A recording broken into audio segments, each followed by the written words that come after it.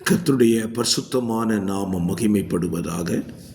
ஆசீர்வாதமான ஒரு நல்ல காலை நேரத்திலேயும் அனுதினமன்னா என்ற வேத தியானத்தினால் உங்களை இந்த காலவேளையிலே சந்திப்பதில் மிகுந்த சந்தோஷம். ஒரு புதிய நாளை கூட நம்முடைய வாழ்விலே காண செய்த கர்த்தருக்கு நன்றி சொல்லுவோம். இந்த நாள் ஜனவரி மாதம் 30 வியாழக்கிழமை. இந்த காலை தியானத்திற்காக நேற்றைக்கு நாம் தியானித்ததான அதிகாரத்தின் தொடர்ச்சியை 7ஆம் அதிகாரத்தை, யாத்திராகமம் 7ஆம் அதிகாரத்தை நாம் தியானிக்கப் போகிறோம். 25 வசனங்களை உள்ளடக்கினதான இந்த அதிகாரம் ஆண்டவர் மோசேயும் ஆரோனையும் பார்வோனுக்கு அனுப்புகிறதை குறித்து இந்த அதிகாரம் விவரிக்கிறது.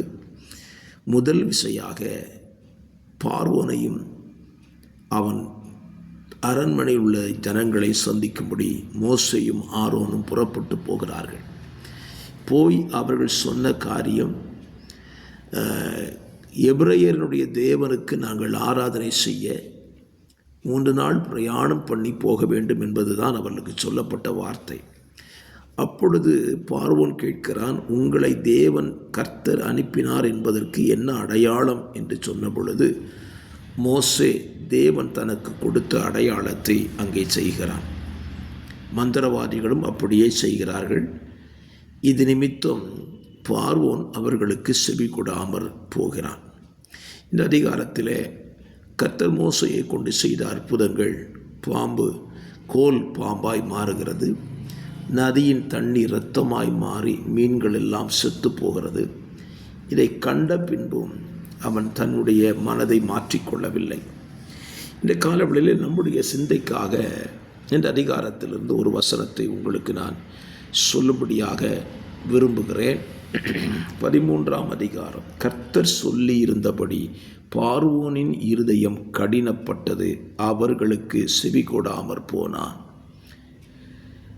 பார்வோனுடைய வாழ்க்கையை இந்த அதிகாரங்களில் இருந்து நீங்கள் படிக்க ஆரம்பிக்கலாம். 7ஆம் அதிகாரம் முதல் 13ஆம் அதிகாரம் வரைக்கும் படித்தீங்கன்னா பார்வோனின் இருதயம் கடினப்பட்டது என்று எழுதப்பட்டிருக்கும். എന്നാൽ அதற்கு முன்பதாக ஒரு வார்த்தை இருக்கிறது. கர்த்தர் தாம் சொல்லி இருந்தபடி அவனுடைய இருதயத்தை கடினப்படுத்தினார் என்பதுதான் உண்மையான காரியம். இந்த காலவெளியிலே நம்முடைய இருதயத்தை நாம் கடினப்படுத்துவது வேறே, கர்த்தர் நம்முடைய இருதயத்தை கடினப்படுத்துவது வேறே. சாத்தானு நம்முடைய இருதயத்தை கடினப்படுத்துகிறார். இருதய கடினம் என்பது நமக்கு என்றைக்கும் அது ஆபத்தானது. ஆணையினால தான் ஆண்டவர் எரேமியா தீர்க்கதரிசியை கொண்டு, எசேக்கியேலை கொண்டெல்லாம் சொல்லி வைத்திருக்கிறார். நான் உங்கள் கடினமான இருதயத்தை எடுத்துவிட்டு சதையான இருதயத்தை, நவமான இருதயத்தை உங்களுக்கு கொடுப்பேன் என்று சொல்லி வைத்திருக்கிறார். ஏனென்றால் கடினமான இருதயத்தில் எந்த கிரியை செய்தாலும் ஒன்றும் பலன் கிடையாது. எத்தனை வசனம் கேட்டாலும் இருதயம் கடினப்பட்டுட்டுனா அந்த வசனம் அவனுக்கு ஒரு பிரயோஜனத்தையும் கொண்டு வராது. பாருங்கள், அற்புதமே நடந்தாலும் இருதய கடினம் அதில் எந்த மாற்றத்தையும் கொண்டு வராது. இந்த காலவெளியிலே நம்முடைய இருதயத்தை நாம் சோதித்து பார்ப்போம். நம்முடைய இருதயம் கடினப்பட்டிருக்கிறதா, கடினப்படுத்தப்பட்டிருக்கிறதா என்பதை சிந்திக்க வேண்டும். நம்முடைய இருதயத்தை நாம் கடினப்படுத்துவோம், அது ஒரு பக்கம். தேவனோ அல்லது சாத்தானோ நம்முடைய இருதயத்தை கடினப்படுத்தி விட்டான் என்றால் அது நமக்கு மிகப்பெரிய ஆபத்து. இந்த யாத்திராகம புத்தகத்தில் வாசிக்கும் பொழுது தேவனே பார்வோனின் இருதயத்தை கடினப்படுத்துகிறார். எதற்காக? ஏன் பார்வோனின் இருதயத்தை கடினப்படுத்த வேண்டும்? தேவ திட்டம்தான் என்ன? யோசித்து பாருங்கள். கர்த்தர் நினைச்சா பார்வோனின் இருதயத்தை இழக பண்ணி அவங்கள அனுப்பி விட்டுறலாம். ஆனால் கர்த்தர் அவன் இருதயத்தை கடினப்படுத்துகிறார். எதற்காக? தன்னுடைய வல்லமையை பார்வோன் கண்டு கொள்ள வேண்டும். தான் யார், தான் எப்படிப்பட்டவர் என்பதை பார்வோன் காண வேண்டும் என்பதற்காகவே அவன் இருதயத்தை கடினப்படுத்துகிறான். ஆரம்ப காலங்களில் பார்த்தீர்களானால் மோசேயும் ஆரோனும் செய்தது போல எகிப்தின் மந்திரவாதிகளும் செய்தார்கள். ஆகவே வித்தியாசம் தெரியவில்லை. அவன் இருதயம் கடினப்படுகிறது, கடினப்படுத்துகிறார். ஸ்தோத்திரம். இந்த காலவெளியிலே ஒரு காரியத்தை ஆழமாய் சிந்திப்போம்.